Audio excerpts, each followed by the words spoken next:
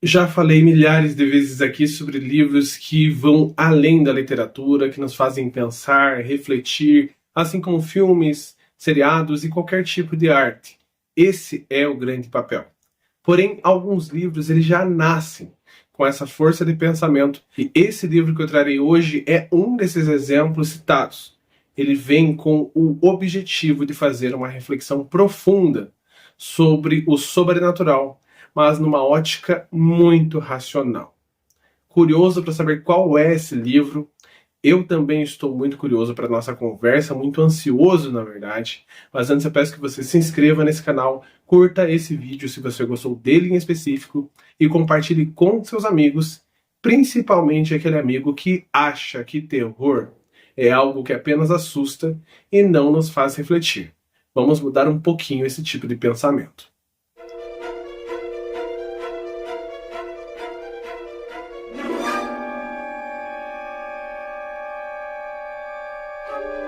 Tudo bem, pessoal? Meu nome é Diego Ferraz. Sejam muito bem-vindos ao canal Cripteca. É um grande prazer estar com vocês, como sempre, e é um grande prazer comentar sobre livros. Dessa vez sobre um livro que eu ganhei em parceria com a Dark Side Books, parceria esta que eu pedi esse livro em específico, porque eu estava muito curioso. E o livro da vez é esse bonitão aqui, Uma Terra Assombrada por Demônios, da Monica Black.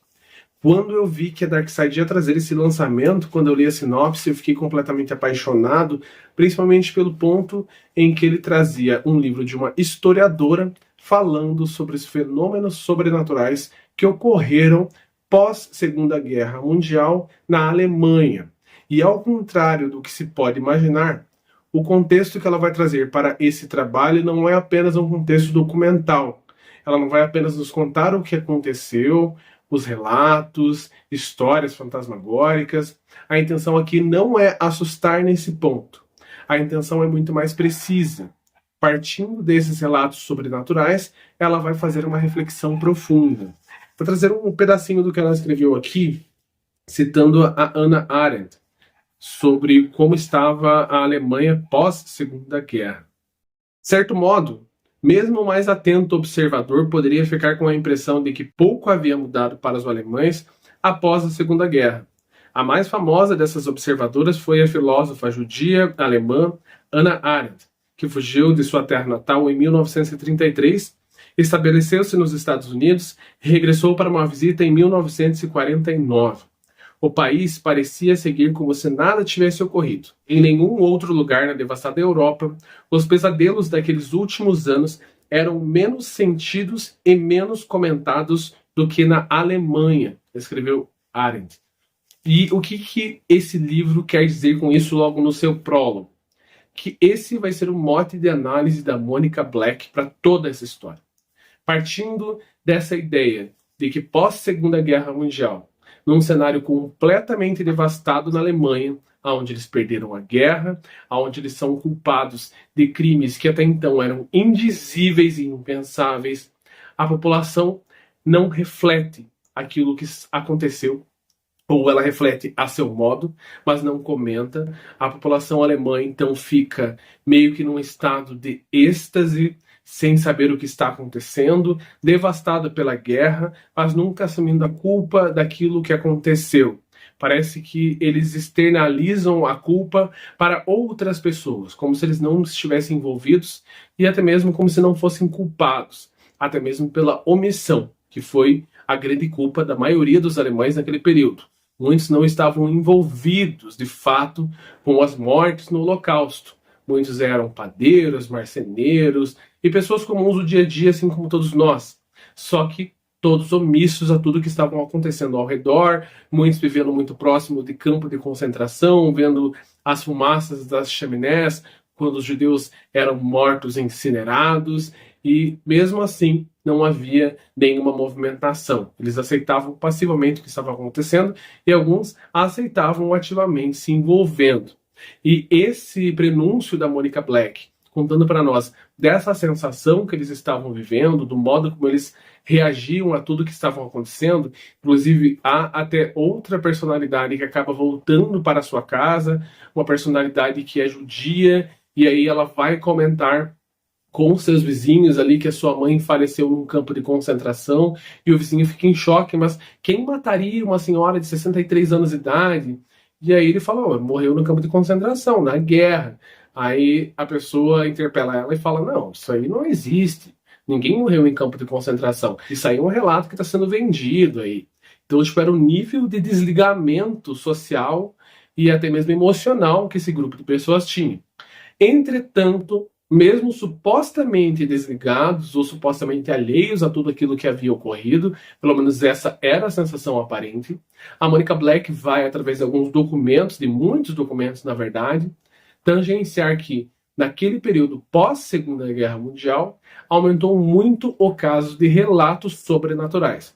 Relatos esses que primeiro ela vai falar sobre um curandeiro que levou diversas pessoas, realmente ele fez um levante de diversas pessoas na Alemanha, perseguindo ele mesmo, em busca de cura, cura para males que até então não existiam, muitos deles emocionais, e eles de fato são curados, porque muitas dessas doenças são psicossomáticas, não são doenças tão reais. Tem muitos casos de pessoas que não conseguiam andar, não conseguiam caminhar, e aí elas acabam sendo salvas por esse grande curandeiro Bruno Göring, e esse cara teve tanta relevância naquele cenário que ele saiu em jornais, foi entrevistado, então realmente ele se tornou uma grande celebridade.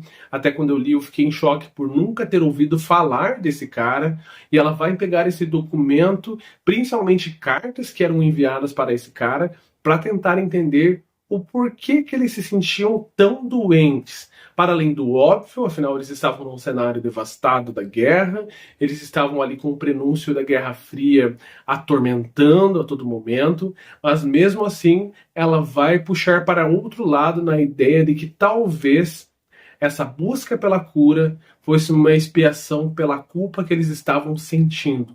Culpa esta que eles não conseguiam nem externalizar, visto tudo que ocorreu e visto ao peso da culpa que seria trazida se fosse tomada de fato como um jugo. Outro ponto em que ela vai citar é a perseguição das bruxas, aí voltando também à ideia de que na Segunda Guerra Mundial todo mundo poderia ser seu inimigo, inclusive na escola hitlerista é um grande exemplo disso. Muitas crianças eram treinadas para entregar seus próprios pais, tios, avós, avisando que eles eram ali comunistas, que eles podiam estar acobertando judeus. Então essa sensação iminente de que qualquer um pode ser seu inimigo, trazida na ótica da bruxaria, nada mais é do que o seu vizinho supostamente querendo o seu mal. E ela vai citar antropólogos muito famosos. Para minha área isso foi super interessante. Eu faço ciências sociais e um dos braços das sociais é a antropologia. Então reconheci muitos antropólogos que ela trouxe aqui e tem vários pontos de reflexão para esse debate. Se você acha que é um ponto local, um ponto focal, para mim, pelo menos, esse debate ele pode ser trazido para a esfera contemporânea.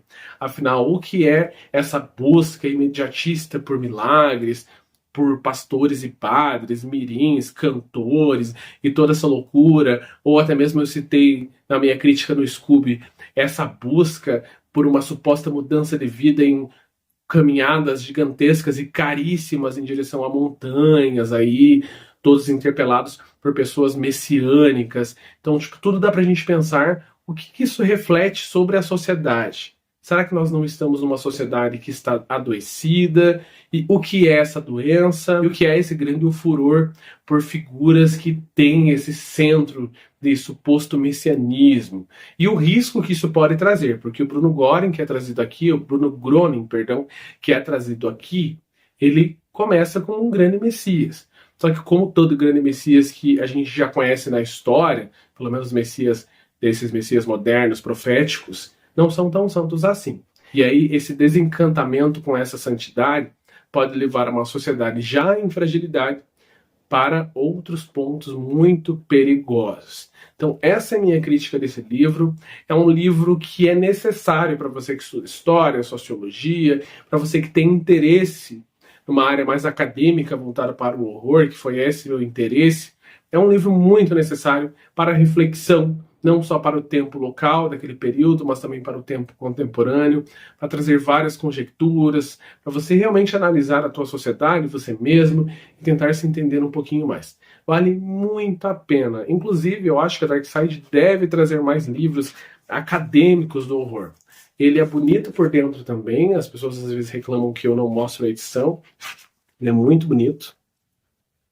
Tem alguns detalhes aqui. Olha que bonito.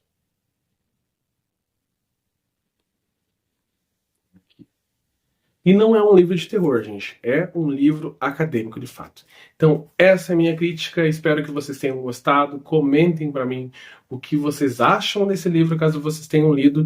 E caso vocês conheçam outras leituras que falam sobre o universo do horror, numa ótica mais academicista, pode comentar comigo aí, que eu estou muito curioso e com toda certeza gostaria de ler coisas mais embasadas também, para trazer críticas um pouco diferentes, mas ainda assim sempre voltando ao horror. Então, agora sim, estou muito ansioso pelos comentários de cada um de vocês por aqui.